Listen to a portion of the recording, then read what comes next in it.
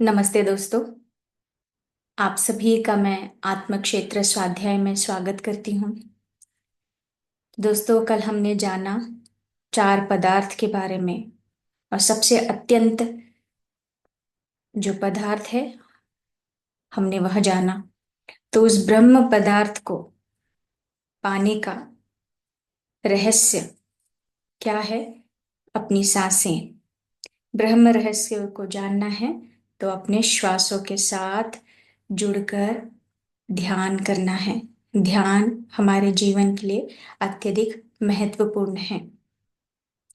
हमने कुछ उदाहरण के साथ भी समझा, जिस तरह से उन्होंने सात्विक गुण, रजोगुण और तमोगुण के बारे में पत्री जी ने हमें बताया। रावण, कुंभकर्ण, है ना, विभीषण। तो आगे पत्री जी हमें इस स्वाध्याय में यही बता रहे हैं कि हम सभी उस परमात्मा के अंश हैं। इसीलिए किसी को भी हम जब देखते हैं, कोई इंफीरियर नहीं, कोई सुपीरियर नहीं, हम सब एक हैं। छोटा बड़ा कुछ नहीं है दोस्तों। आप किन की गलतियां निकाल रहे हैं, किन को गलत ठहरा रहे हैं, तो पहले अपने भीतर झांकना है कि हम क्या हैं। तो इसी प्रकार से पत्री जी हमें वही समझा रहे हैं कि अभी जैसे मैंने आपसे कहा कि वाल्मीकि जी ने इतनी रामायण की जो रचना की है, उन पात्रों को जो उन्होंने बताया है, जिस तरह से बताया है ना। तो आज कहाँ है, हम पूछते हैं राम को, पूछते हैं जगह जगह राम मंदिर हैं। तो यहाँ पर आगे पत्री जी हमारे ज्ञान इंद्रियों के बारे में भी बता रहे हैं। अब यहाँ पे जो दशरथ, राजा दशरथ जो है, अर्थात 10 रथों वाला स्वामी, जो हमारा जो ये जीव है, ये शरीर में 5 इंद्रियों से बना ये 5 ज्ञानेंद्रिय जो है निवास कर रहा है। और ये जीव के क्या है, 3 गुण होते हैं, है ना। तो दशरथ अर्थात क्या हुआ, एक मतलब एक जीव की तरह बता रहे हैं। जीव इस शरीर 5 इंद्रियों से, 5 ज्ञानेंद्रियों से निवास कर रहा है। तभी उनकी पत्नियां के बारे में भी बता रहे हैं कि उनके गुणों के बारे में, जैसे हमने जाना सात्विक, रजो, तमोगुण के बारे में। तो यहाँ पे कौशल्य माँ के बारे में क्या कह रहे हैं कि सात्विक गुणों में, सुमित्रा माँ जो है तमोगुण, और कैकेयी माँ जो है रजोगुण में। तो कौशल्या का जो पुत्र सात्विक से उत्पन्न हुआ, जो निर्गुण है, राम, अपने मस्तिष्क से वाल्मीकि जी ने कितनी सुंदर विधान से इन जो पात्रों का जो सृष्टि किया है ना। और क्या हुआ है, रामायण में उनके द्वारा जो सृजन किए गए पात्रों को ही हमने उनके मंदिर बनाए हैं। वाल्मीकि का मंदिर नहीं बनाए। उसी प्रकार से वेद व्यास जी का, जैसे मैंने आपसे कल के स्वाध्याय में बताया, श्री कृष्ण जी के मंदिर बनाए गए हैं, वेद व्यास जी के मंदिर नहीं बने। यहाँ असल में वेद व्यास ही हैं, बाकी सब वेद व्यास जी द्वारा बनाए गए पात्र हैं। हमें पुनः वेद व्यास बनना है, वाल्मीकि बनना है। हमारे भीतर का जो, जैसे हमने कहा अंजनय, हमारी जो अंतरीय दृष्टि है, उस दृष्टि में आना है। तो यहाँ पर पत्री जी बहुत अच्छी तरह से बता रहे हैं, सिंह का बच्चा सिंह ही होता है। तो ये जो हमने क्या जाना, ये देह पदार्थ, ये जो शरीर है, हमें हमारे माता पिता से मिलता है। और मनोपदार्थ जो है, हमें समाज से मिलता है, जिस समाज में हम रह रहे हैं, जहाँ जन्म लिया है।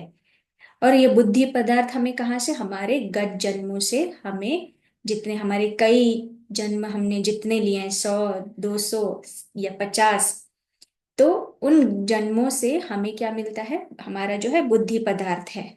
और सृष्टिकर्ता से हमें आत्म पदार्थ मिलता है। तो सिंह का बच्चा सिंह ही होता है, बकरी नहीं होता।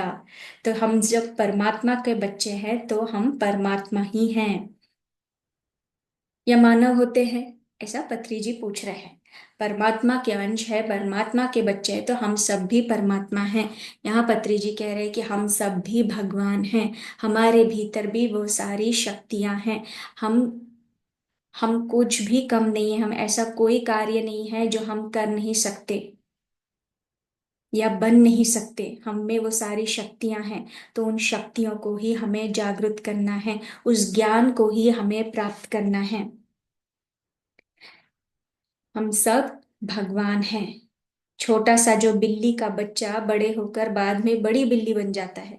तो हम जो जीव जन्म लेते हैं, मनुष्य जब जन्म लेता है, छोटा बच्चा या छोटा भगवान जन्म लेकर पल कर जो है बड़ा होता है, तो क्या बनता है? संपूर्ण भगवान बनता है। अनेक जन्मों से बढ़कर हम जब ध्यान करते हैं, ज्ञान को प्राप्त करते हैं, तो हम पूर्ण भगवान बन जाते हैं। तो आपके पास, आपके समक्ष या इस समय आप इस ज्ञान को प्राप्त कर रहे हैं, तो आपको हर एक छोटी छोटी बात यहाँ पर जो सीखने के लिए मिल रहा है, तो उसे लागू करते जाना है दोस्तों। तो छोटा ज्ञान, जैसे हम कह रहे हैं, छोटा वाघ या बिल्ली बड़ी बिल्ली बन जाता है, छोटा बाघ जो है बड़ा बाघ बन जाता है। तो छोटा भगवान जो है जन्म लेकर क्या बनता है? हम सब किसकी पूजा, हम बोलते हैं पूजा कर रहे हैं, कृष्ण राम शंकर हम कर रहे हैं, क्या है? तो हम छोटा भगवान, हमें हमें बता रहे हैं कि हम सब भी भगवान हैं। तो छोटा भगवान जन्म लेकर कृष्ण बनता है, राम बनता है, जीसस बनता है, ऐसे बड़े भगवान हैं। इसीलिए आज से ही हम सब क्या करेंगे दोस्तों? ध्यान करेंगे। ध्यान ही वाल्मीकि का प्रबोध है। मन को मारने का मार्ग ही श्वास पर ध्यान है, और उसे हम आनापाना सती ध्यान कहते हैं। हमारी हर एक जो प्राकृतिक, जो हमारी श्वास चल रही है, बस उसी के साथ हमें जुड़ना है, और हमारे मन रूपी जो बादल है उसे हटाते जाना है। जब आप मन रूपी बादल को हटाएंगे, तो हम अपने आत्मा के स्तर पर आत्म पदार्थ में आएंगे, सत्य को जानेंगे कि सामने वाला व्यक्ति या मैं अलग अलग नहीं है। उसमें भी वही परमात्मा, मुझ में भी वही परमात्मा। तो मैं क्यों उसके साथ इतना बुरा बर्ताव करता हूँ?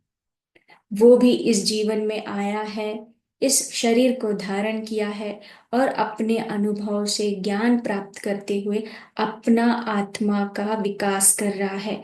तो मैं उसे क्यों इतना पीड़ा दे रहा हूँ, दुख दे रहा हूँ? क्यों मैं वो समझ अपनी बढ़ा नहीं रहा हूँ? क्यों मैं उसे आत्मा के स्तर पर नहीं देख रहा हूँ?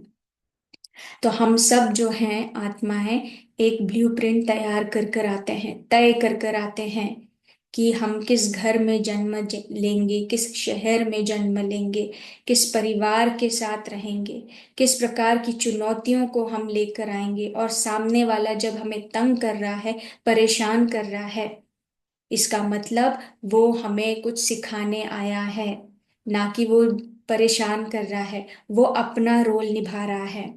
आपको उसमें से सीखना है और आगे बढ़ना है, तो वो आपकी मदद ही कर रहा है।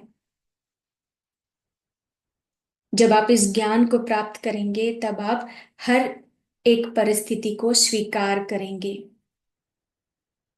उस ज्ञान को प्राप्त करते हुए। तो जो चुनौती आई है आपके जीवन में, अगर आप तय कर कर आए हैं, तो सीखेंगे कैसे? कोई आपको तंग करेगा, परेशान करेगा, या कोई ऐसी परिस्थिति आएगी किसी व्यक्ति के माध्यम से, जब कुछ आएगा ही नहीं, तो आप सीखेंगे कैसे? तो वही रहेगा, जीवन तो ऐसे ही चलेगा। कुछ सीखेंगे नहीं तो बढ़ेंगे कैसे? तो ये जीवन में आने वाली चुनौतियां हमें सिखाती है। हमारे जो कर्म सिद्धांत के बारे में हमने जाना है, तो हमारे उन कर्मा को भी हम बैलेंस करते जाते हैं। हर एक जन्म में जो हम परिस्थितियां लेकर आते हैं, जैसे मैंने कहा चुनौतियां लेकर आते हैं, तो हम अपनी कई जन्मों के जो है कर्मा को बैलेंस करते हैं, और जो व्यक्ति के माध्यम से जो हमें चुनौतियां मिल रही है, तो वो हमें मदद ही कर रहा है दोस्तों। और ये किताब हमें यही बता रहा है कि हमें जागना है, सत्य को जानना है। तो चलिए दोस्तों, हम सब मिलकर 5 मिनट का ध्यान करेंगे। आप सभी अपने आरामदायक आसन में बैठ जाइए। आप जैसे कंफर्टेबल है वैसे बैठिएगा। कोई रूल्स नहीं है। जमीन पे बैठना है, सोफे पे, चेयर पे बैठना है, वहां जहां आप कंफर्टेबल है बैठिए। पैरों को अगर आपको क्रॉस करना है क्रॉस कर लीजिए। हाथों की उंगलियों को आपस में फंसा लें। अगर वो भी नहीं करना है, हाथ को सीधा रखिए। बस अपनी आंखें बंद करते हुए अपने श्वास के ऊपर ध्यान करें। जब श्वास के साथ जुड़ेंगे, मन आपका शांत होने लगेगा। और ये अभ्यास हमें हर दिन करना है। बस अपनी आती हुई और जाती हुई श्वास के प्रति जागरूक रहते हुए ध्यान करें। पूरा ध्यान श्वासों की ओर।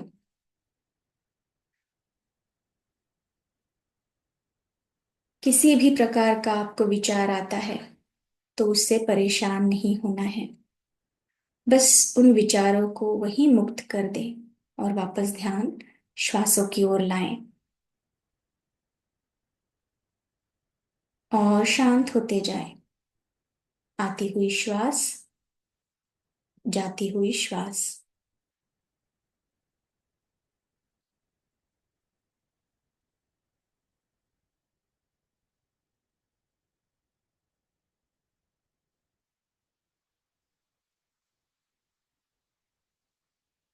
श्वासों के साथ एक होकर हमारे भीतर उतरने लगते हैं।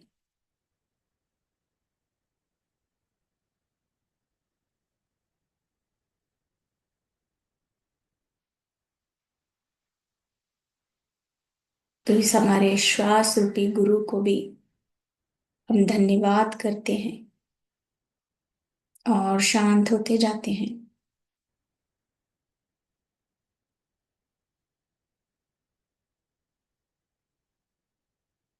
पूरी अवेयरनेस के साथ आती हुई श्वास और जाती हुई श्वास के साथ रहें।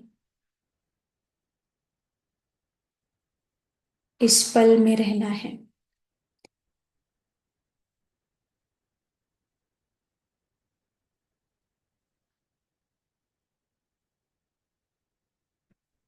बार बार आपका ध्यान भटकता हो, विचार आते हो,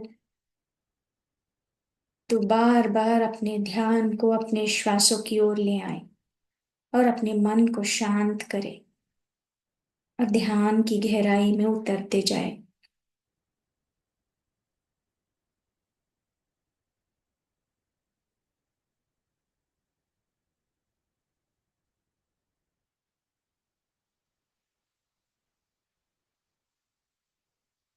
आप धीरे धीरे और रिलैक्स होते जा रहे हैं, शांत होते जा रहे हैं। वे आपकी जागरूकता श्वासों के प्रति रखें।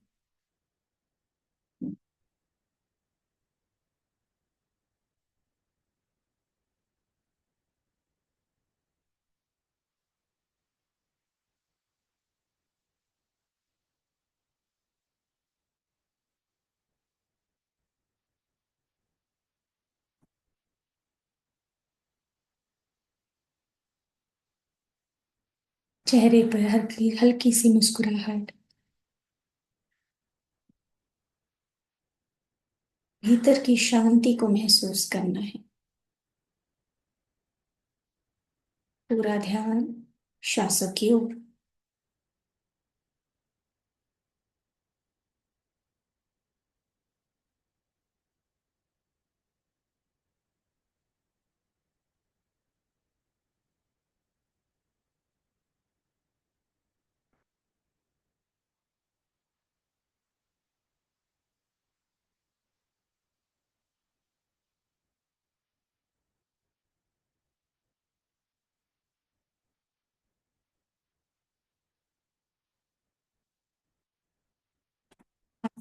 बस जाती हुई श्वास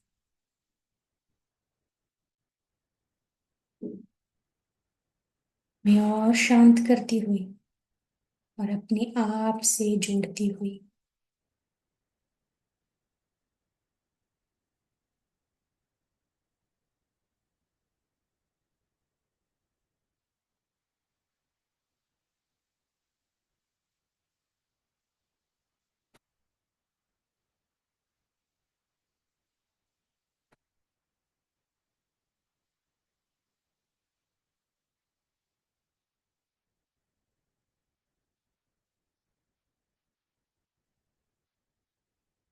और अपने भीतर उतरते जाए। जो भी महसूस हो रहा हो भीतर, उसे होने दे। बस अपनी स्वाभाविक, अपनी प्राकृतिक श्वास के साथ ही रहे।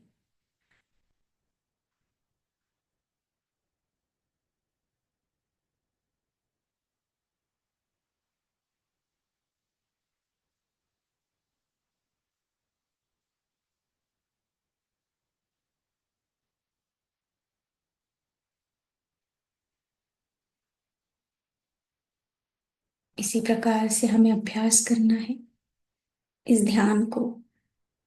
बस इसी शांति के साथ मौन स्थिति में अगर आप आगे कंटिन्यू करना चाहते हैं तो कंटिन्यू करें।